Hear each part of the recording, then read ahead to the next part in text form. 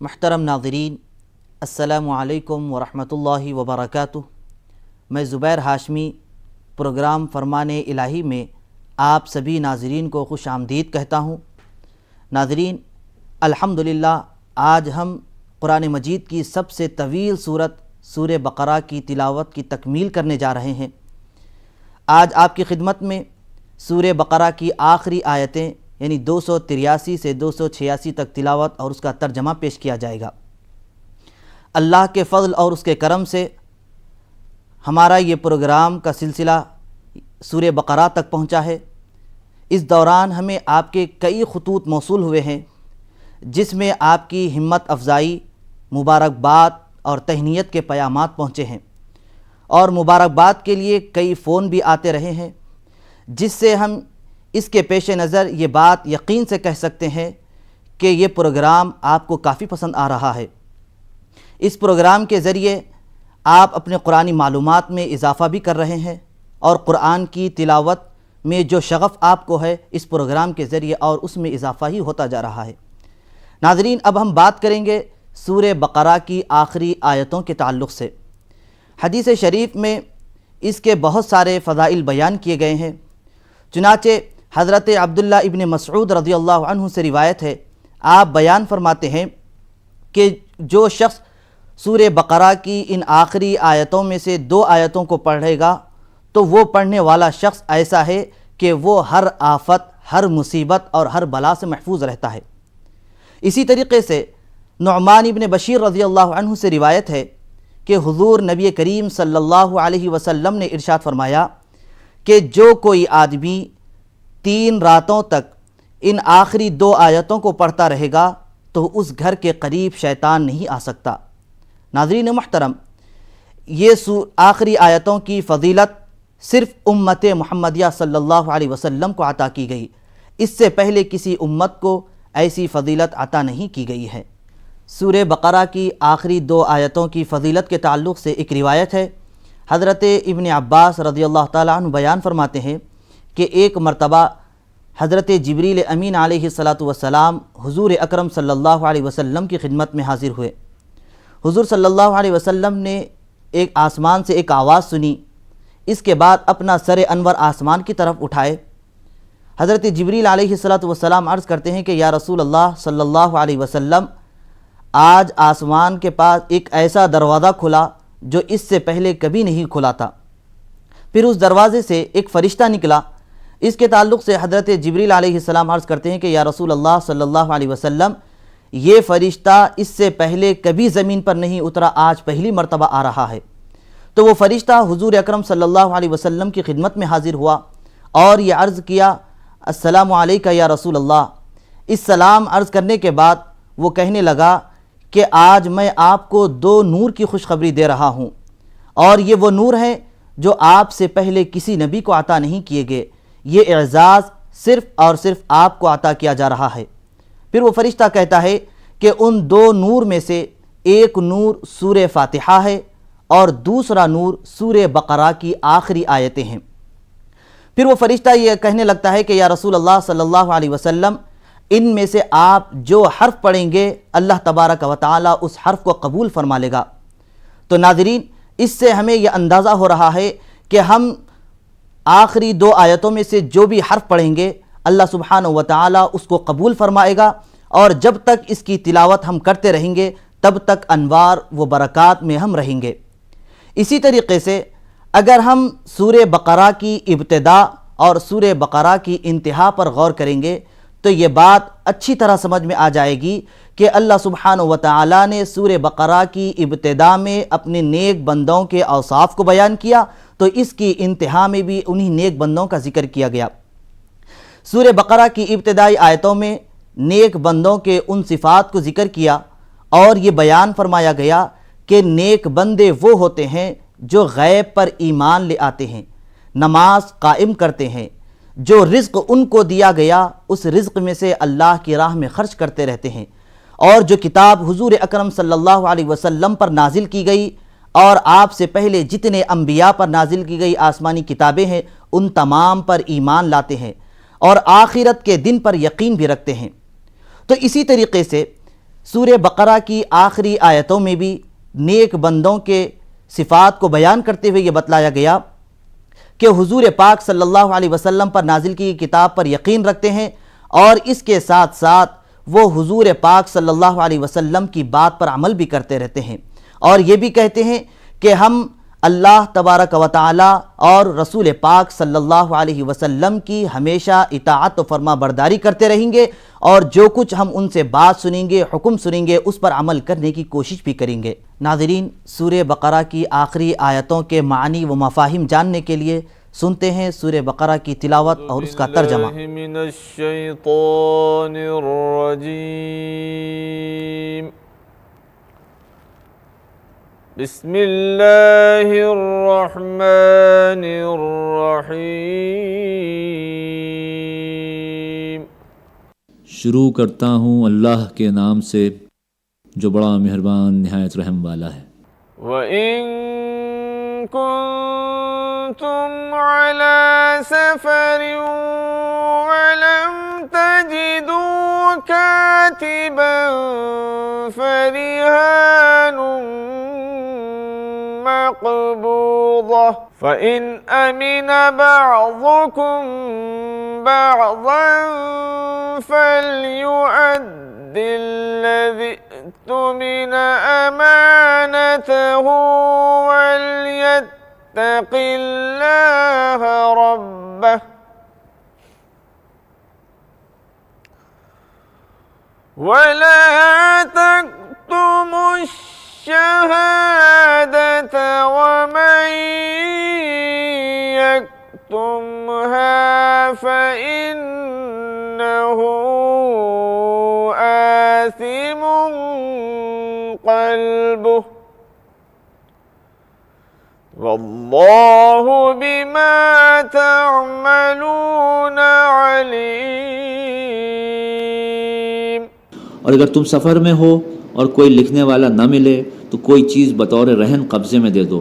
پھر اگر تم میں سے ایک شخص دوسرے کا اعتبار کرے تو جس کا اعتبار کیا گیا ہے اس کو چاہیے کہ دوسرے کا حق پورا ادا کر دے، اور اللہ سے جو اس کا پروردگار ہے ڈرتا رہے، اور گواہی کو مت چھپاؤ، اور جو کوئی اس کو چھپائے گا تو یقین جانو کہ اس کا دل گناہ گار ہے، اور اللہ تمہارے اعمال کو جاننے والا ہے۔ سورہ بقرہ کی آخری آیتوں کی تلاوت اور اس کے ترجمے کا تسلسل جاری رہے گا۔ ہم یہاں لیتے ہیں ایک چھوٹا سا وقفہ۔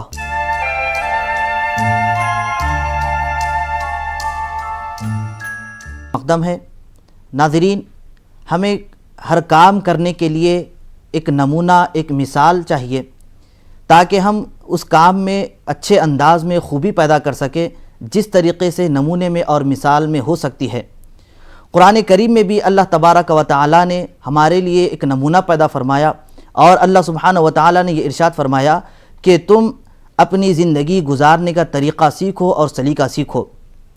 اس کے لیے سب سے بہترین نمونہ اور تمہارے لیے سب سے بہترین مثال حضور پاک صلی اللہ علیہ وسلم کی ذات مقدسہ ہے، کیونکہ اللہ تبارک و تعالی اپنے کلام پاک میں دوسرے مقام پر یہ ارشاد فرماتا ہے کہ لَقَدْ كَانَ لَكُمْ فِي رَسُولِ اللَّهِ أُسْوَةٌ حَسَنَةٌ، یقیناً تمہارے لیے حضور نبی کریم صلی اللہ علیہ وسلم کی ذات مقدسہ بہترین نمونہ اور سب سے اچھی مثال ہے۔ یعنی ہم اپنی زندگی گزارنا ہے تو حضور پاک صلی اللہ علیہ وسلم کی زندگی کی طرح گزاریں، اور اسی طریقے سے حضور صلی اللہ علیہ وسلم کے ساتھ ساتھ صحابہ اکرام رضوان اللہ تعالی علیہم اجمعین اور اہل بیت اطہار رضوان اللہ تعالی علیہم اجمعین کی طرح اپنی زندگی گزارنے کی کوشش کریں، کیونکہ اگر ہم ان تمام کے مطابق اپنی زندگی گزاریں گے تو یقیناً ہماری زندگی کامیاب اور کامران ہو جائے گی۔ ناظرین محترم، جب سورہ بقرہ کی آیت نمبر 284 نازل ہوئی تو اس میں اللہ سبحانہ و تعالی نے یہ بیان فرمایا ہے کہ جو کچھ آسمانوں اور زمینوں میں ہے سب اسی کی ملکیت ہے، اور آگے یہ بیان فرمایا ہے کہ جو کچھ تمہارے دلوں میں ہے خواہ تم اس کو چھپاؤ یا پھر اس کو ظاہر کرو، میں اس کا حساب ضرور لوں گا۔ اللہ سبحانہ و تعالی آگے یہ بھی بیان فرماتا ہے کہ میں جس کو چاہے عذاب دوں اور جس کو چاہے بخش دوں، کیونکہ اس کی قدرت ہر چیز پر ہے۔ تو چلیے آئیے ناظرین، مزید معلومات حاصل کرنے کے لیے سنتے ہیں سورہ بقرہ کی تلاوت اور اس کا ترجمہ۔ للہ ما فی السماوات وما في الأرض وإن تبدوا ما في أنفسكم أو تخفوه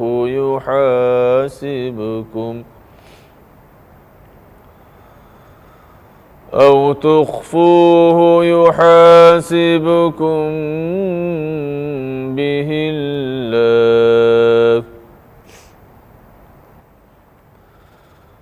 فيغفر لمن يشاء ويعذب من يشاء والله على كل شيء قدیر۔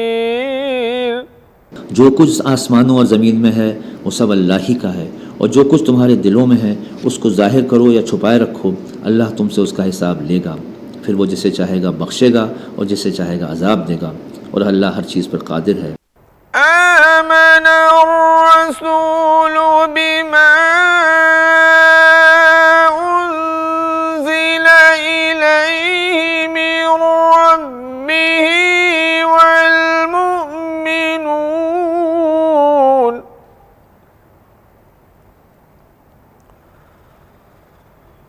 كل آمن بالله وملائكته وكتبه ورسله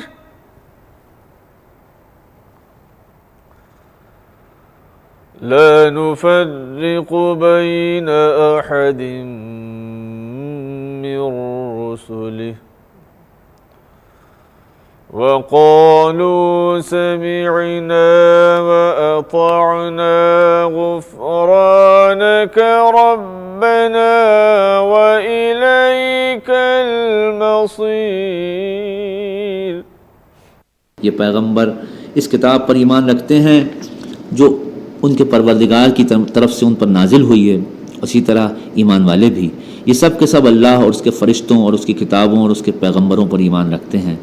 اور کہتے ہیں کہ ہم اس کے پیغمبروں میں سے کسی ایک کو دوسرے سے جدا نہیں سمجھتے، یعنی سب پر ایمان رکھتے ہیں، اور وہ عرض کرتے ہیں کہ ہم نے تیرا حکم سنا اور قبول کیا، اے پروردگار ہم تیری بخشش مانگتے ہیں اور تیری ہی طرف لوٹ کر جانا ہے۔ ناظرین، سورہ بقرہ کی آخری برکت اور عظمت والی آیتوں کا سلسلہ جاری رہے گا۔ ہم لوٹ کر آتے ہیں ایک چھوٹے سے وقفے کے بعد۔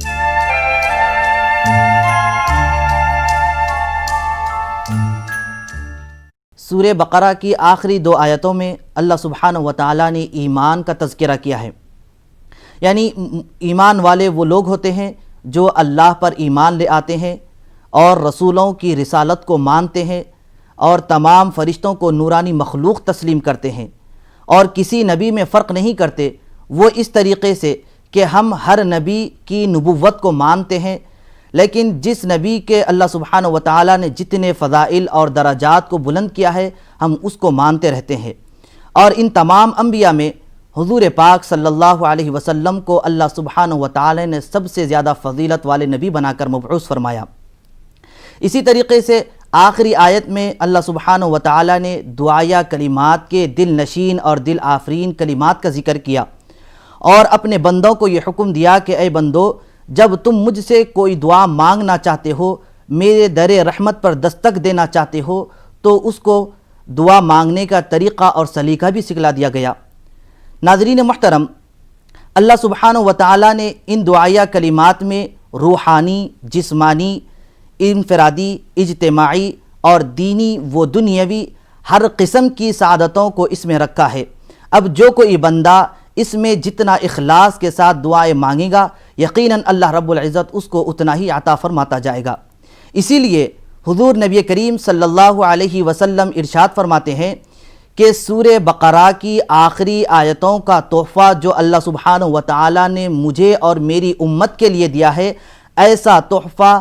پچھلے انبیاء میں سے کسی نبی کو نہیں عطا کیا گیا، یہ اعزاز صرف ہمارے لیے خاص کیا گیا ہے۔ تو آئیے ناظرین، مزید معلومات حاصل کرنے کے لیے سنتے ہیں سورہ بقرہ کی باقی آیت کی تلاوت اور اس کا ترجمہ۔ لا يكلف الله نفسا إلا وسعها لها ما كسبت وعليها ما اكتسبت ربنا لا تؤاخذنا إن نسينا أو أخطأنا ربنا ولا تحمل علينا إصرا كما حملته على الذين من قبلنا ربنا ولا تحملنا ما لا طاقة لنا به واعف عنا واغفر لنا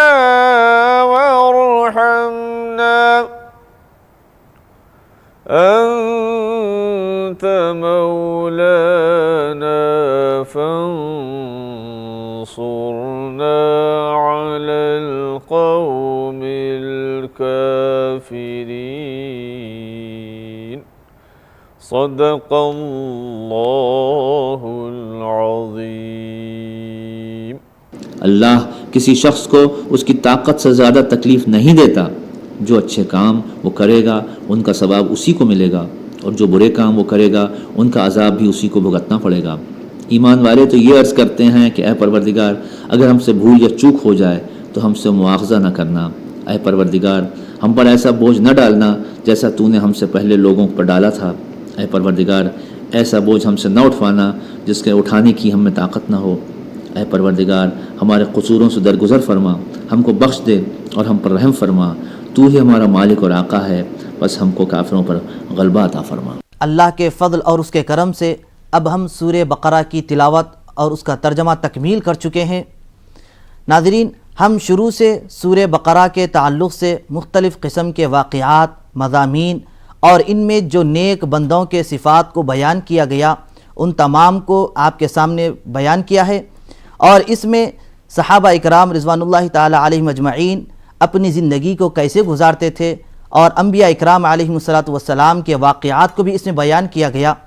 اب ہمارا مقصد یہی ہے کہ اس پروگرام کے ذریعے جتنا ہو سکے آپ تمام ناظرین کو فائدہ پہنچے۔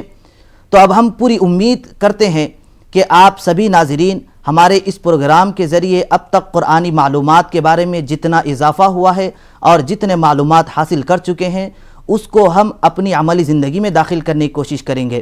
اور یہ بھی امید کرتے ہیں کہ اس احکامات کو دوسروں تک پہنچانے کی بھی کوشش کریں گے۔ تو اللہ رب العزت سے دعا ہے کہ ہم تمام کو سورہ بقرہ کی فضیلتوں اور برکتوں، رحمتوں سے مستفید ہونے کی توفیق نصیب فرمائے۔ تو ناظرین، یہ تھا ہمارا پروگرام فرمان الہی۔ کل ہم دوبارہ اسی وقت سورہ آل عمران کی تلاوت اور اس کے ترجمے کے ساتھ حاضر خدمت رہیں گے۔ تب تک کے لیے ہمیں اور ہماری پوری ٹیم کو اجازت دیں۔ اللہ حافظ۔